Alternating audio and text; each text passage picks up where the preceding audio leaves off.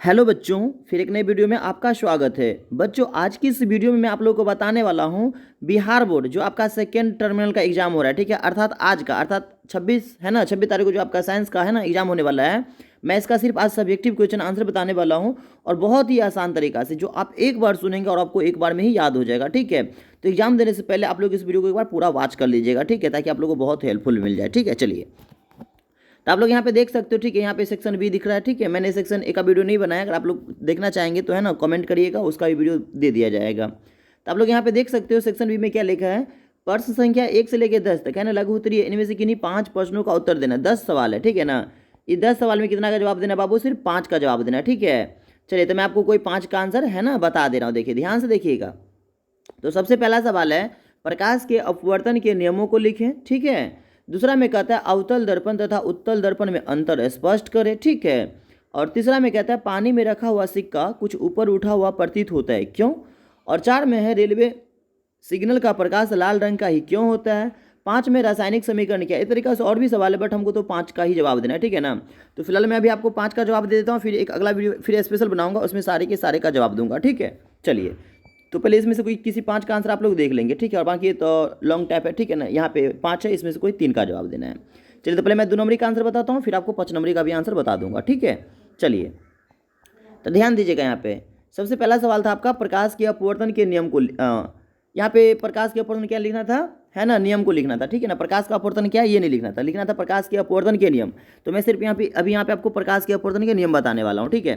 तो सबसे पहले आप लोग याद रखना, प्रकाश के अपवर्तन जो होते हैं इसके 2 नियम है ना। प्रकाश का अपवर्तन के कितने नियम? 2 नियम याद रखेंगे। पहला नियम होता है आपतित किरण, अपवर्तित किरण तथा आपतन बिंदु पर डाला गया विलंब, ठीक है। तीनों एक ही तल में होता है, अर्थात एक ही समतल में होता है, ठीक है। चलिए, दूसरा याद रखना आपको, आपतन कोण की ज्या और अपवर्तन कोण की ज्या का मान नियतांक होता है, अर्थात म्यू बराबर साइन ए बटा साइन आर। इसी हम लोग क्या कहते हैं? एसनेल का नियम कहते हैं, ठीक है। फिलहाल आप इसको याद कर लीजिएगा। बाकी मैंने इसका एक स्पेशल वीडियो बनाया जिसमें मैंने आपको बहुत ही अच्छी तरीके से समझाया, ठीक है ना। फिलहाल आप लोग एग्जाम दे दीजिए, फिर उस वीडियो को आप लोग वॉच कर लीजिएगा, ठीक है। इस वीडियो के लास्ट में मैं दे दूंगा उसको भी, ठीक है। चलिए, तो आपका दूसरा सवाल था अवतल दर्पण और उत्तल दर्पण में अंतर लिखने के लिए, ठीक है ना। तो इसका आंसर आप ऐसे लिख सकते हो, अवतल दर्पण और उत्तल दर्पण में निम्नलिखित अंतर। वैसे सवाल तो 2 ही नंबर में है, तो कम से कम 3 अंतर भी लिखोगे तो आप लोगों का काम चल जाएगा, ठीक है ना। चलिए, जबकि 5 नंबर में आता तो मैं 5 अंतर बताता, ठीक है ना। चलिए, तो आप लिख सकते हो अवतल दर्पण और उत्तल दर्पण में निम्नलिखित अंतर है, ठीक है। पहला हो जाएगा आपका, इस दर्पण का परावर्तक सतह धंसा होता है, और इसमें लिखना है इस दर्पण का परावर्तक सतह उठा होता है, ठीक है। चलिए, दूसरा में लिखना है बाबू, इस दर्पण को अभिसारी दर्पण कहते हैं, है ना। अवतल को क्या कहते हैं? अभिसारी दर्पण। और उत्तल को क्या कहते हैं? अपसारी दर्पण कहते हैं, याद रखिएगा। तीसरा में कहना है अवतल दर्पण में, है ना, आभासी और वास्तविक, मतलब काल्पनिक और वास्तविक दोनों प्रकार की प्रतिबिंब बनते हैं, जबकि उत्तल में केवल क्या बनते हैं? काल्पनिक ही प्रतिबिंब बनते हैं, ठीक है ना।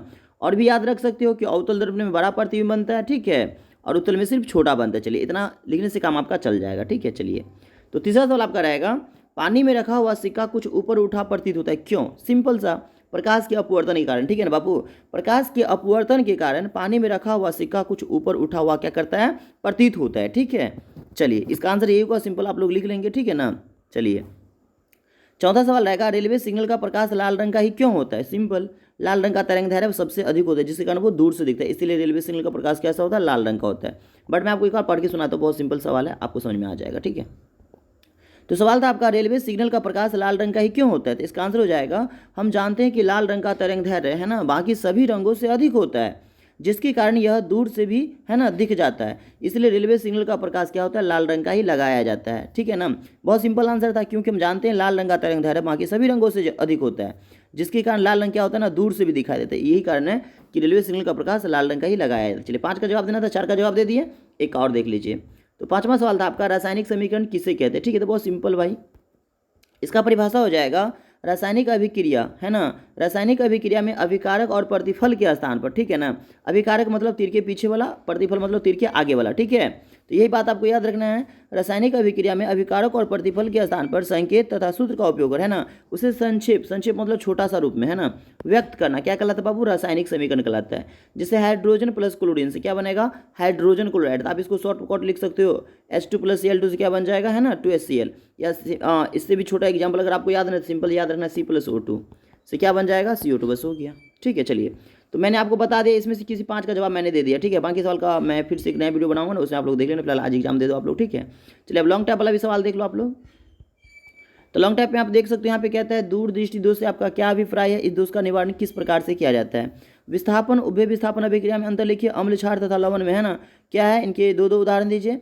या पौधे में उत्सर्जन कैसे होता है। अगला है मनुष्य के आहार नल का एक स्वच्छ नामांकित चित्र होना चाहिए। इसमें से मैं किसी 3 सवाल का आपको जवाब, है ना, दे देता हूँ, ठीक है ना। 5 या 15 नंबर का हो जाएगा ये इधर, ठीक है। चलिए, तो सबसे पहले दूरदृष्टि दोष के बारे में बोल रहा था, तो मैं उसका आंसर बता देता हूँ आप लोग को।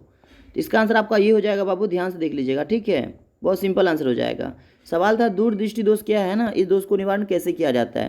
तो देखिए दूरदृष्टि दोष में क्या है ना, सिंपल याद रखना है कि इसमें दूर की वस्तु साफ साफ दिखाई देती है और नजदीक की वस्तु साफ साफ नहीं दिखाई देती। इसी को हम लोग क्या कहते हैं, दूरदृष्टि दोष कहते हैं। और इसका निवारण किया जाता है बाबू उत्तल लेंस के चश्मे से या अभिसारी लेंस के चश्मे के द्वारा, ठीक है। तो आप लोग इसका आंसर इस तरीका से लिखोगे, जब मानव नेत्र को, है ना, दूर की वस्तु साफ साफ दिखाई देती है, ठीक है ना, मानव नेत्र में जब दूर की वस्तु साफ साफ दिखाई देती है और पास मतलब नज़दीक की वस्तु साफ साफ नहीं दिखाई देती है ना, तो इसे हम लोग क्या कहेंगे, दूरदृष्टि दोष। क्या कहेंगे बाबू, दूरदृष्टि दोष कहेंगे, ठीक है ना। इस दोष का निवारण अभिसारी लेंस या उत्तल लेंस के चश्मे के द्वारा किया जाता है। किस लेंस के द्वारा, अभिसारी लेंस के भी हम लोग उत्तल लेंस कहते हैं, ठीक है ना। तो अभिसारी लेंस या उत्तल लेंस के चश्मे के द्वारा इस दोष को क्या किया था बाबू, दूर किया जाता है, इतना याद रखना, ठीक है। चलिए अगला सवाल देखिए। अगला सवाल था आपका विस्थापन और उभय विस्थापन अभिक्रिया में अंतर लिखिए। बहुत सिंपल है भाई। तो आपको कहना था विस्थापन और उभय विस्थापन अभिक्रिया में निम्नलिखित अंतर। विस्थापन मतलब प्रतिस्थापन अभिक्रिया, एकल विस्थापन अभिक्रिया, इसे ही कहा जाता है, ठीक है ना। तो पहले आप विस्थापन अभिक्रिया का परिभाषा लिख दीजिए, फिर उभय विस्थापन का और आप उदाहरण लिख दीजिए, इसका आंसर क्लियर हो जाएगा। तो चलिए विस्थापन अभिक्रिया का परिभाषा देख लीजिए क्या लिखा है। वैसी अभिक्रिया जिनमें एक तत्व, है ना, यौगिक में दूसरे तत्व का स्थान ले लेता है उसे प्रतिस्थापन या उसे विस्थापन अभिक्रिया कहते हैं, ठीक है बाबू। जैसे देखो, जैसे यहाँ पे Fe क्या है, एक तत्व है, और यहाँ पे एक यौगिक क्या है, CuSO4। तो इस यौगिक में कॉपर क्या है, एक तत्व है, तो यहीं पे क्या करेगा ना, ये वाली जो देख रहे हैं Fe, ये स्थान ले लेगा और कॉपर को क्या कर देगा, अलग कर देगा। इसी को हम लोग बोलेंगे विस्थापन। तो जैसे देख सकते हो Fe, है ना, CuSO4 से क्या बन जाएगा, Fe प्लस CuSO4 से क्या बन जाएगा, FeSO4 प्लस Cu। देखो कॉपर को विस्थापित कर दिया, अलग कर दिया। तो हम लोग इसी को बोलेंगे विस्थापन, एकल विस्थापन, प्रतिस्थापन अभिक्रिया। चलिए उभय विस्थापन देख लीजिए। तो इसका सिंपल सा आंसर होता है वैसे अभिक्रिया जिनमें दो आयनों का अदला बदली होता है, उसे हम लोग क्या बोलेंगे, उभय विस्थापन अभिक्रिया। आप इसको ऐसे देख सकते हो, उदाहरण मान लो जैसे AB प्लस CD है, ठीक है ना।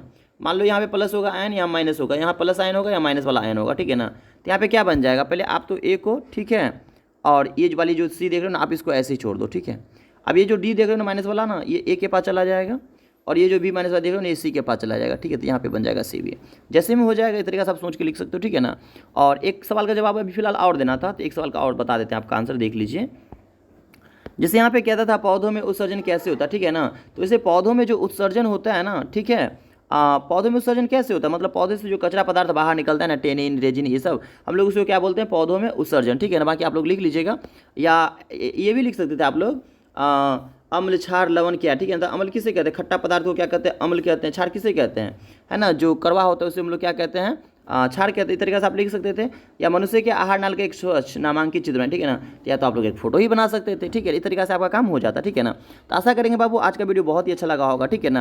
अगर आप लोग को अच्छा लगा होगा तो प्लीज़ वीडियो को लाइक कर दीजिएगा। अगर चैनल में पहली बार आएंगे तो सब्सक्राइब कर दीजिएगा, और जो लोग सब्सक्राइब कर दिए उनका दिल से थैंक, ठीक है ना। जब मैं आप लोग को इतना मदद कर सकता हूँ तो आप लोग का भी कर्तव्य बनता है कि वीडियो को एक, है ना, बिना कहे हुए लाइक करें, कमेंट करें और सब्सक्राइब करें, और हो सके तो दोस्तों को वीडियो को शेयर कर दें। और जिन भाई की वाली PDF चाहिए ना, फ्री ऑफ कॉस्ट में मिल जाएगा, ठीक है ना। आप व्हाट्सअप ज्वाइन कर लेना फ्री में, ठीक है ना। 8507863061, ठीक है ना। आप खाली 10th लिख दीजिएगा, आपको 10th के ग्रुप में जोड़ दिया जाएगा, और ये वाला ग्रुप है ना 10th में, है ना, भेज दिया जाएगा। और आप यदि आप टेलीग्राम यूज करते हैं, टेलीग्राम पे सर्च करेंगे MS डुमरी, ठीक है ना। तो वहाँ पे अपना एक ग्रुप आ जाएगा MS डुमरी के नाम से, ठीक है ना। आप वहाँ भी उसको ज्वाइन कर लीजिएगा, ठीक है। वहाँ पे भी सब्जेक्टिव क्वेश्चन का आंसर का PDF मिलेगा, ठीक है। तो चलिए आज के लिए इतना ही रहेगा। Thanks for watching. आप लोग का एग्जाम बेहतर जाए, ठीक है ना। Best of luck. चलिए तो बाय बाय, फिर मिलते हैं एक नई वीडियो के साथ।